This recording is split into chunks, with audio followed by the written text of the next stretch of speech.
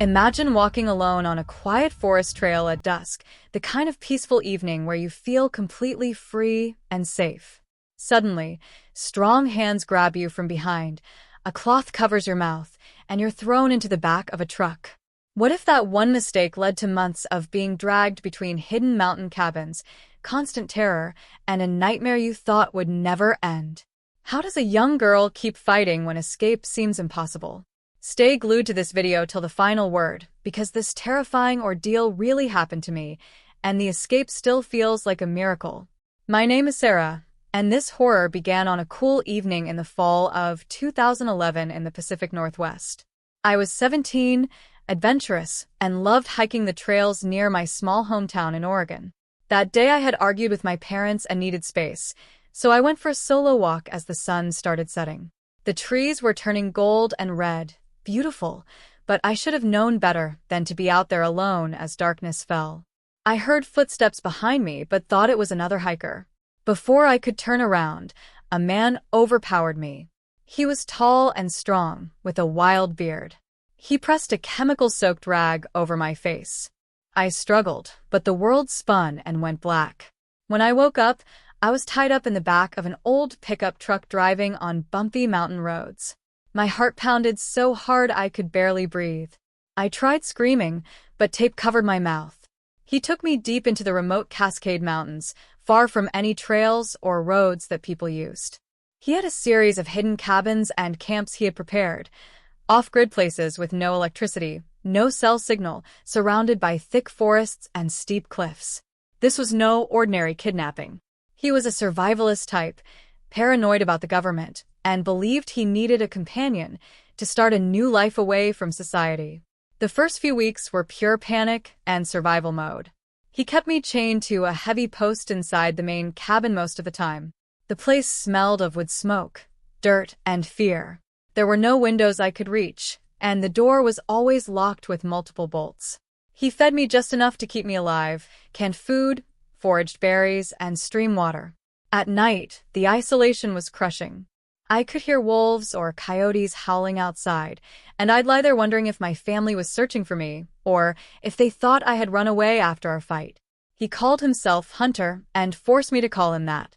He told me stories about how the outside world was collapsing, and that I was lucky he had chosen me.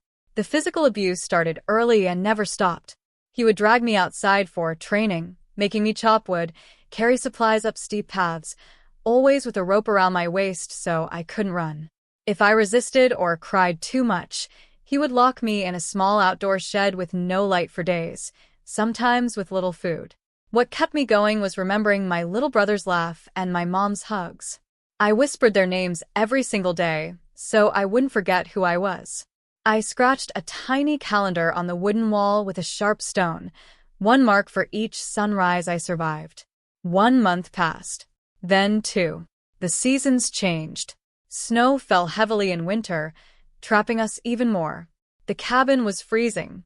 I huddled under thin blankets, my body aching from the cold and the constant work he made me do. He moved me between 3 different hidden spots over the months to avoid detection. One was a tiny dugout shelter in the side of a hill, another an old hunting cabin even deeper in the wilderness. Each move was terrifying, blindfolded, gagged, thrown in the truck bed under tarps.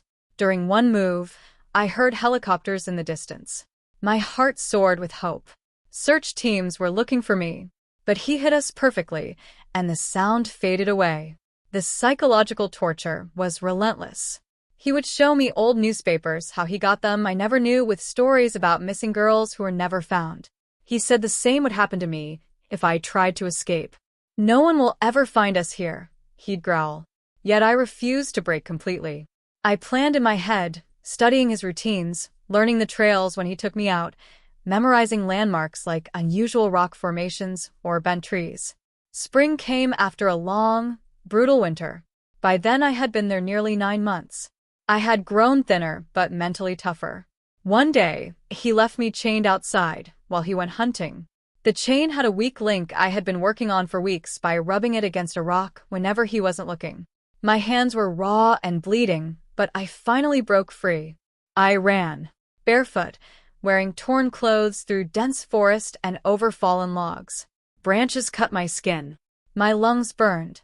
I could hear him shouting my name in the distance. He had returned earlier than expected. The fear gave me speed I didn't know I had. I followed a stream downhill, knowing water led toward civilization eventually. Hours later, exhausted and nearly collapsing, I stumbled onto a logging road. A truck with forest workers saw me waving desperately. They stopped, shocked at the sight of this wild, dirty girl. I could barely speak my real name at first. My voice was hoarse from disuse. They called the police. The rescue made national news. My family had never stopped searching, posters, vigils, volunteers combing the mountains. The man was eventually tracked and arrested after a manhunt. He had a history of similar crimes but had never been caught before. Coming home was overwhelming. I was 18 now. My little brother had grown taller than me. Mom cried for hours holding me. The media wanted every detail, but I just wanted quiet and safety. Therapy was hard. Nightmares of the cabins, the chains, the endless trees. I still can't go on solo hikes without anxiety. But I finished school, went to college, and now I speak to groups about wilderness safety and listening to your gut instincts. That mountain ordeal showed me how quickly safety can vanish and how strong the human spirit can become in darkness. Evil doesn't always hide in cities. Sometimes it waits in the beautiful woods we trust.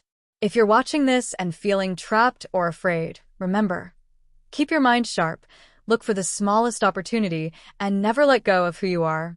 I ran through those woods with nothing but hope, and it saved me. The first night, I slept in my own bed again after 9 months. That peace is something I'll never take for granted. Imagine this. You're home alone on a quiet night, doors locked, lights dimmed, feeling safe in your own room. Then you hear glass shattering downstairs. Heavy footsteps. Before you can hide, masked men burst in with knives and guns, turning your safe haven into a slaughterhouse of pain and terror. What if your own house became the place where you faced pure evil, torture, unimaginable cruelty, and the fight just to stay alive? Don't turn away, stay until the end, because this darkness really invaded my life, and the horror still lives inside me. My name is Emily, and on that October night in 2013, my world exploded in the worst way possible. I was 16, living with my family in a peaceful suburban neighborhood in the Midwest. My parents had gone out for a dinner date, rare for them, and my younger brother was staying at a friend's. I was upstairs in my room, texting friends, feeling completely normal. The house was silent except for the hum of the fridge downstairs. I had no idea that evil was already circling our street, looking for an easy target. It started with the sound of breaking glass in the kitchen. My heart jumped. I thought maybe a raccoon or something stupid. Then heavy boots on the floor, voices whispering harshly. I froze. Before I could even reach my phone, 3 masked men stormed up the stairs. One grabbed me by the hair and slammed me against the wall. "Where's the money? Where's the safe?" they shouted. I didn't know what they were talking about. We weren't rich. This wasn't supposed to happen here. They tied my hands with duct tape and dragged me downstairs. The house I grew up in, the place with family photos on the walls and my childhood drawings on the fridge, became a torture chamber. They smashed everything, looking for valuables. When they found little, their anger turned on me. The leader, a big man with dead eyes, pressed a knife to my throat and whispered things that still make me sick. They beat me brutally, fists, kicks, the butt of a gun. Blood was everywhere. I screamed until my voice broke, but no neighbors heard. The next hours were pure hell. They took turns hurting me in ways I can barely describe even now. The pain was beyond anything I thought a human body could endure. They laughed while they did it, calling me names, humiliating me in my own living room. One of them filmed parts of it on his phone. I begged, I cried, I prayed to pass out. At one point they burned me with a lighter just to hear me scream louder. The smell of my own skin burning is something that never leaves me. I kept thinking about my parents coming home and walking into this nightmare. Or worse, what if they hurt them too? That fear gave me a tiny spark of strength. While they were distracted smashing drawers upstairs, I managed to loosen the tape on my wrists, just a little using a piece of broken glass on the floor. My hands were slippery with blood, but I worked at it desperately. They came back down angrier. "You're going to pay for this empty house," one growled. They started talking about taking me with them, or finishing me off. The terror was so thick I could barely breathe. In that moment, something primal took over. When one leaned close, I headbutt him as hard as I could and screamed at the top of my lungs. I kicked and fought like a wild animal. They beat me more, but the noise finally alerted a neighbor who had come outside for a smoke. The men panicked when they heard sirens in the distance. They ran out the back, leaving me broken on the floor in a pool of my own blood. I crawled to the front door, leaving bloody handprints on the walls, the same walls where my family photos hung. The police and ambulance arrived just in time. I woke up in the hospital days later. My face was swollen beyond recognition. Broken ribs, burns, internal injuries, and scars that doctors said would never fully fade. My parents were devastated. They blamed themselves for leaving me alone. The whole neighborhood was in shock. These men had hit other houses before, but this time they went too far. The trial was brutal. I had to relive every second in court while they stared at me with those same dead eyes. They got long sentences, but justice doesn't erase the nightmares. To this day, I can't sleep without lights on. Every creak in the house makes me jump. I flinch at strangers. The psychological damage runs deeper than the physical scars. Trust is gone. Safety feels like a lie. But I survived. That night taught me that true horror doesn't always come from strangers in the woods or distant mountains. It can smash through your window in the place you call home. Evil wears masks and laughs while it destroys you. Yet even in the worst pain, the will to live can push through. I went to therapy for years. I finished school. I speak out now about home safety and supporting survivors of violent crime. My family grew closer in a strange way. We check locks obsessively, but we also hold each other tighter. If you're listening and you've ever felt unsafe in your own home, know that you're not alone. The darkness can come suddenly, but so can the fight inside you. I was 16 when they broke in. I'm still here, still breathing, still refusing to let them win completely. The first night I slept in a new house after everything, that small feeling of peace was the hardest thing I ever earned. Imagine this. You're 14 years old, sleeping peacefully in your own bed next to your little sister. The house is quiet, safe, or so you think. Then, in the dead of night, a stranger presses a knife to your neck and whispers, "You're coming with me." What would you do? How far would you go to survive? Stick with me until the end, because this isn't a movie. This really happened to me, and the nightmare lasted 9 months. My name is Elizabeth, and that night in June 2002 changed my life forever. We lived in a nice neighborhood in Salt Lake City, Utah. My family was close, church-going, loving parents, siblings who were my best friends. I had just turned 14 and was excited about summer. That evening, everything felt normal. We said prayers. I helped put my little sister Mary Catherine to bed, and I fell asleep feeling grateful for my life. I woke up to the feeling of cold metal against my throat. A man was standing over me in the dark. He was tall, with wild eyes, dressed like some kind of religious figure. "Come with me," he hissed, "or I'll kill your family." My heart stopped.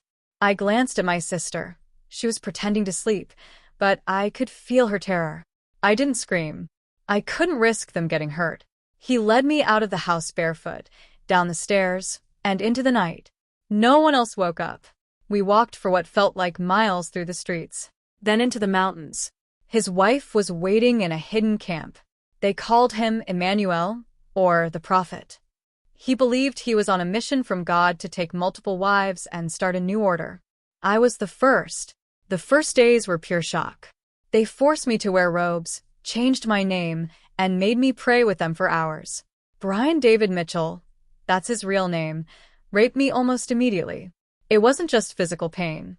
It was the complete loss of control, the humiliation, the way he tried to break my spirit by telling me my family had forgotten me, that the world outside was evil. His wife, Wanda Barzy, helped him. Sometimes she seemed almost kind, giving me small bits of food, but she never stopped him. I kept thinking about my family. Would they search for me? Did they think I ran away? I later learned the whole city was looking flyers, news, volunteers. But we were deep in the wilderness, moving camps often. They put a veil on me and disguised me when we went into towns for supplies.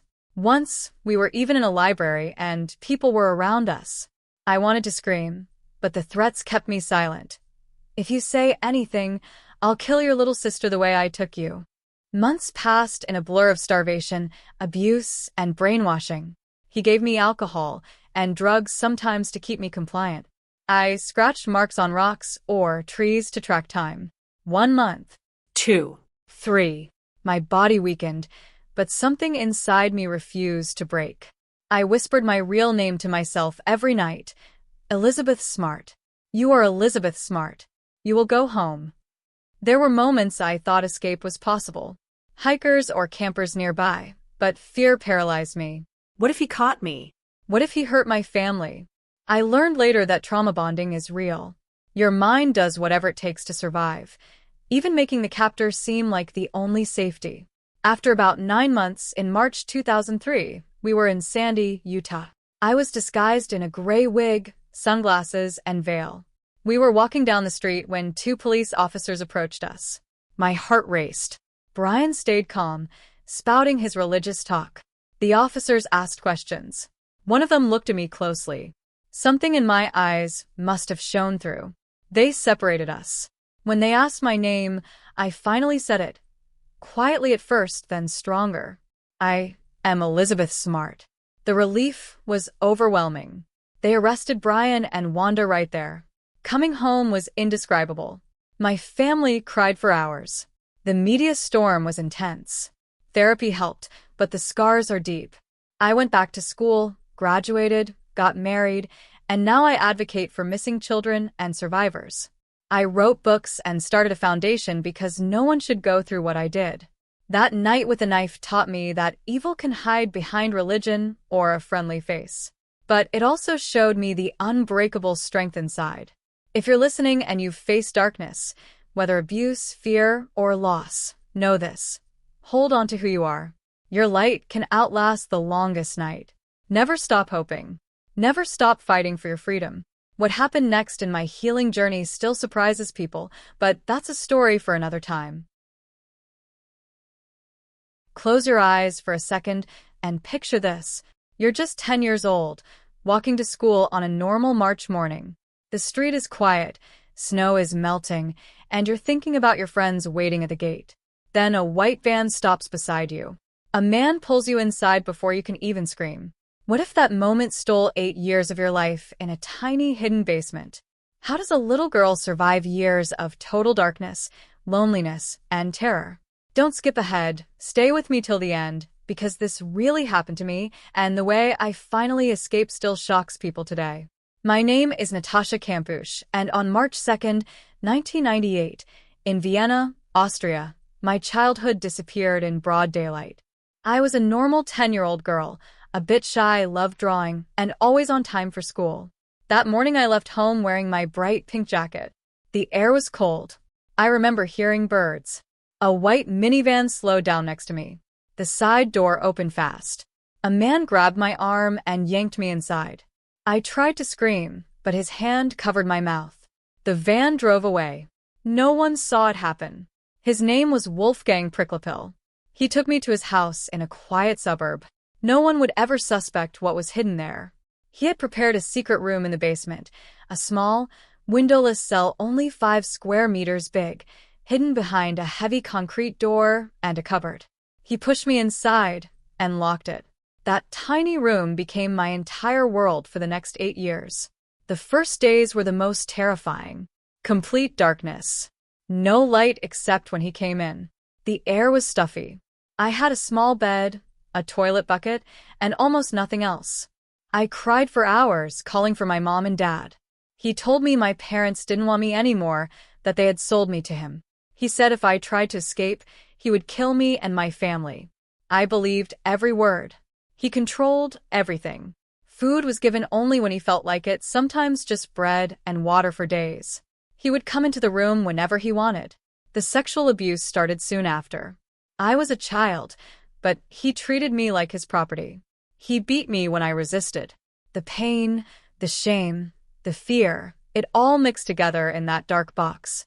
I started talking to myself, making up stories in my head just to stay sane. I named the walls. I counted every crack I could feel with my fingers. As months turned into years, he sometimes let me upstairs when he was sure no one was around. But I was always chained or locked. He made me clean the house, cook for him, and act like his companion. He gave me books and a radio later on, but only to keep me from going completely crazy. I listened to the news desperately, hoping to hear my name. My parents were on TV every day begging for information. The whole country was searching for me, but no one looked in that ordinary house. The loneliness was worse than the beatings. Years without seeing the sun, without friends, without fresh air. I grew from a little girl into a teenager inside that basement. My body changed, but my world stayed the same size. I kept a secret calendar by scratching marks on the wall. 1 year, 2 years, 3. I celebrated my birthdays alone, whispering "Happy Birthday" to myself so I wouldn't forget who I was. There were moments I almost broke. Once I got very sick and thought I would die in that room. Another time I tried to dig a tunnel with a spoon, but he caught me and punished me badly. The fear never left me. Every time he left the house I wondered, will today be the day I escape? Or the day he kills me? By 2006 I was 18 years old, but still trapped. I had grown stronger mentally. I started talking to him more, trying to gain his trust. I learned his routines. On August 23, 2006, he took me to the garage to help him with his car. He left me alone for a few minutes while he answered the phone. My heart was pounding so hard I could hear it in my ears. This was my only chance. I ran. Barefoot, wearing only a thin dress, I ran down the street as fast as I could. A neighbor saw me and helped. I told them my name, Natasha Kampusch. The police came. Wolfgang Pricklapil realized I had escaped and killed himself by jumping in front of a train. The world outside had changed so much in 8 years. Cars, phones, fashion. Everything felt alien. My parents hugged me and cried. The media storm was huge. People called me a hero, but I just felt broken. I had missed so much: school, friends, normal teenage life. Therapy helped, but the scars are forever. Even now, small rooms or the sound of a van can trigger panic. That hidden basement taught me how evil can live right next door, looking completely normal. One man stole 8 years of my life in a secret prison he built himself. But I survived. I wrote a book, started projects to help other victims, and I refused to let him win by staying afraid forever. If you're listening and something dark is happening in your life, remember this.